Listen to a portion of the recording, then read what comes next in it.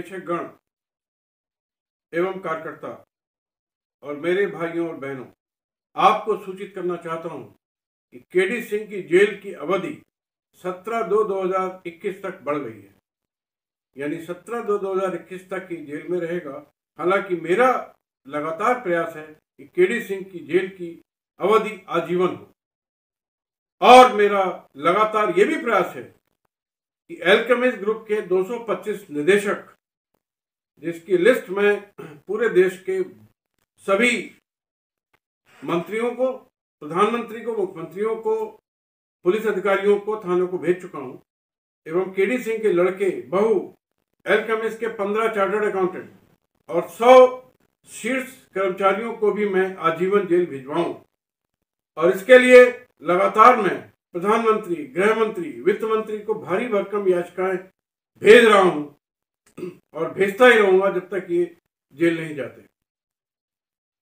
KD Singh का एक फर्जीवाड़ा एल्केमिस्ट टाउनशिप इंडिया लिमिटेड में हुआ, जिसमें केडी सिंह ने रिश्वत देकर एनसीएलटी के अधिकारियों से दिवालियापन आदेश प्राप्त किया और देवेंद्र सिंह नाम के एक फर्जी व्यक्ति को रिजोल्यूशन प्रोफेशनल बनाया है, जो आपको सबको लगातार पत्र भेज रहा है, विज्ञापन दे रहा है। और मैं बार बार आपसे ये आग्रह कर रहा हूं कि इसके फर्जीवाड़े में मत फंसिए, एक पैसा भी देने वाला नहीं है।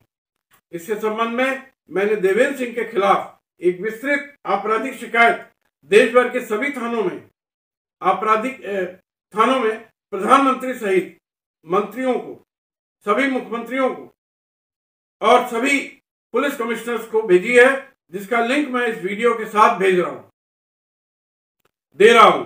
और मेरा ये निवेदन है कि आप सभी निवेशक, कार्यकर्ता, भाई बहन अपने अपने थानों में, अपने अपने जिले में, अपने अपने प्रदेश में मुख्यमंत्री तक उस शिकायतों को स्पीड पोस्ट के द्वारा या ऑनलाइन भेजें, अपने नाम से भेजें।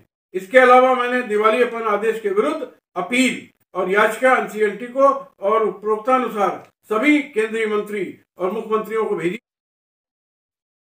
भाइयों और बहनों, मेरा सीधा सा मानना है कि किसी दिवालियापन कानून की जरूरत नहीं है। ये टोटल फ्रॉड है। किसी भी ताल्लुकेदार की जरूरत नहीं है।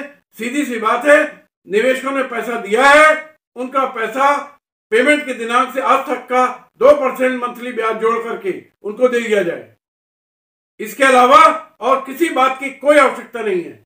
और केडी सिंह और उसके 400 अपराधियों को, ग्रुप के, गैंग के लोगों को आजीवन जेल भेज दिया जाए, क्योंकि अपराध पैसा देने के बाद भी खत्म नहीं होगा।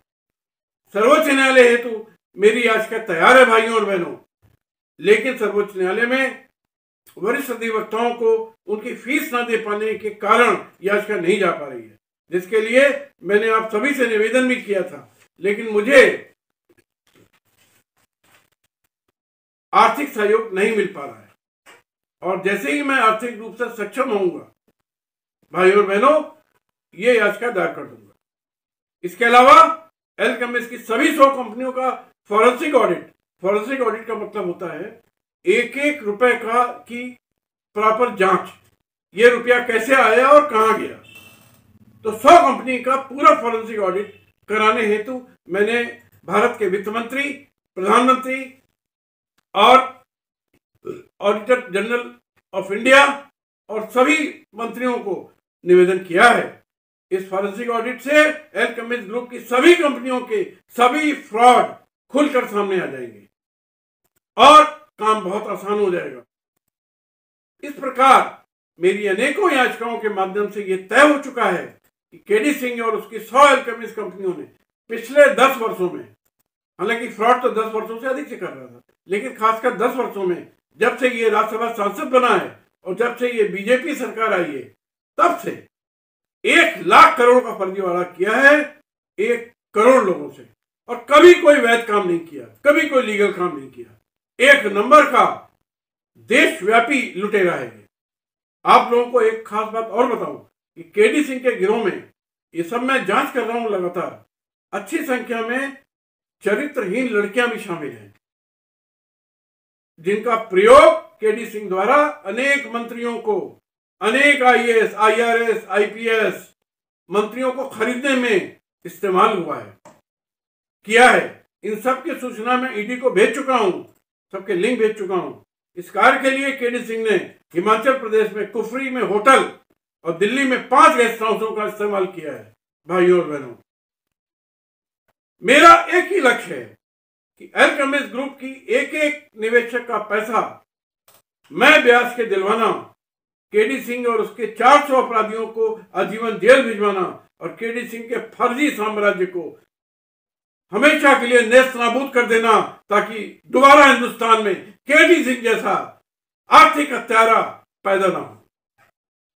फर्जी ऑडिट की बात मैं आपको बता रहा था, ऐसा ही एक मामला हुआ आम्रपाली बिल्डर्स में, जिसमें 2018 में एनसीएलटी ने जैसे देविंदर सिंह को अपॉइंट किया है, ऐसे किसी और को अपॉइंट करके उनका दिवालियापन कानून का आदेश कर दिया। भाइयों और बहनों, उस समय कुछ एक निवेशक लोग सुप्रीम कोर्ट गए। सुप्रीम कोर्ट ने बहुत अच्छा काम किया कि उस आदेश पर रोक लगा दी और फॉरेंसिक ऑडिट का आदेश कर दिया सभी आम्रपाली बिल्डर की कंपनी में। फॉरेंसिक ऑडिटर ने उस कंपनी में, भाइयों और बहनों, 50,000 करोड़ का फ्रॉड निकाला। उन्होंने 500 से अधिक पन्नों की एक विस्तृत रिपोर्ट दी और एक एक डायरेक्टर को, एक एक ऑफिसर को एकदम उसके काले कारनामे सामने ला दिया। उसका रिजल्ट ये हुआ कि एनसीएलटी का फ्रॉड खत्म हो गया और आज की डेट में सभी आम्रपाली बिल्डर के फ्लैट के अलॉटीज को, निवेशकों को, उनको फ्लैट मिल रहा है या पैसा मिल रहा है और सारा फर्जीवाड़ा खत्म हो गया। यह है फॉरेंसिक ऑडिट का कमाल और यह है काला चेहरा एनसीएलटी का और उनके अधिकारियों का। इसलिए भाइयों और बहनों, मेरी सारी याचिकाओं में आप एनसीएलटी के खिलाफ जोरदार आवाज उठाइए और इस गंदे कानून को, जो इंसॉल्वेंसी बैंक्रप्सी कोड है, और इसके पूरे हिंदुस्तान भर के दफ्तरों में ताला लगवा दीजिए। यही मेरा आपसे बार बार निवेदन है। दूसरी बात, मैं इसमें आपसे छोटी सी एक कहानी शेयर करना चाहता हूं, क्योंकि हम सब लोग एक भारी संघर्ष कर रहे हैं और उस संघर्ष में मैं आपको लीड करने की कोशिश कर रहा हूं। तो आपके लिए, आपको मोटिवेट करने के लिए और स्वयं को भी मोटिवेट करने के लिए मैं बार बार कोई ना कोई अच्छी कहानी आपसे शेयर करता हूं। इस बार एक नई छोटी सी कहानी बता रहा हूं। एक लड़का था, उसका नाम था हुजर, जो मात्र 17 साल की उम्र में अमेरिका के चुनिंदा क्लाइंबर की लिस्ट में शामिल हो गया। क्लाइंबर मतलब पहाड़ों पर चढ़ना। लेकिन 7 जनवरी 1982 को हुजर अपने साथियों के साथ माउंटेन वाशिंगटन पर चढ़ाई कर रहे थे। तभी अचानक आए बर्फीले तूफान में वो बुरी तरह फंस गए और 3 दिन तक 20 डिग्री तापमान पर फंसे रहे। -20 डिग्री बहुत होता है। 3 दिन बाद जब उनका रेस्क्यू किया गया, उन्हें बचा लिया गया और जिन पहाड़ों पर वो पैरों से चढ़ाई किया करते थे, वो दोनों पैर हमेशा के लिए खो दिए, यानी कि पैर काट दिए गए। क्योंकि जो आदमी -20 डिग्री पर रहेगा 3 दिन, सोचिए क्या हालत। अब सोचिए ऐसी हालत में आप क्या करोगे, सोचकर भी डर लगता होगा ना। लेकिन ये बंदा भी जिद्दी इंसान था मेरी तरह। मेरी जिद है कि मैं हर हाल में अपना मिशन पूरा करके ही मानूंगा, एक एक व्यक्ति को उसका ब्याज समेत पैसा दिला के ही मानूंगा। भाइयों और बहनों, इस बंदे ने हॉस्पिटल के बाहर आते ही खुद के लिए प्लेटिनम के आर्टिफिशियल पैर बना लिए और फिर से माउंटेन क्लाइंबिंग करने लगा और बंदे को हैंड पुरस्कार और लीडरशिप पुरस्कार जैसे कई पुरस्कारों से सम्मानित किया जा चुका है। भाइयों और बहनों, इतिहास तब बनता है जब आप वो करके दिखाते हो जो ये दुनिया सोच भी नहीं सकती है, और वो करने के लिए जिद्दी होना पड़ता है। इसलिए मेरी तरह जिद्दी बन जाइए। अगर जिद नहीं होती तो पैर कटने के बाद हुजर घर पर बैठ सकता था, लेकिन एक जिद होनी चाहिए और जिद कुछ अलग करने की होनी चाहिए। आइए हम सब मिलकर केडी सिंह और के अल्केमिस्ट के फर्जी साम्राज्य पर धावा बोल दें और अपना हक उससे छीन कर वापस लें।